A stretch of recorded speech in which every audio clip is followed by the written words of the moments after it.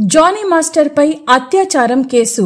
అసలు ఏం జరిగిందంటే, ఓ మహిళ ఫిర్యాదుతో కొరియోగ్రాఫర్ జానీ మాస్టర్ పై రాయదుర్గం పిఎస్ లో లైంగిక వేధింపుల కేసు నమోదైంది.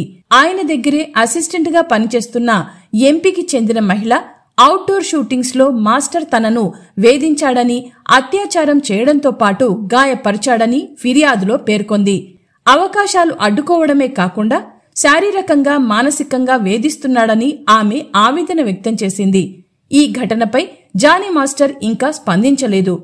జానీ మాస్టర్ పై రాయదుర్గం పోలీసులు కేసు నమోదు చేసి నార్సింగ్ పిఎస్ కు బదిలీ చేశారు.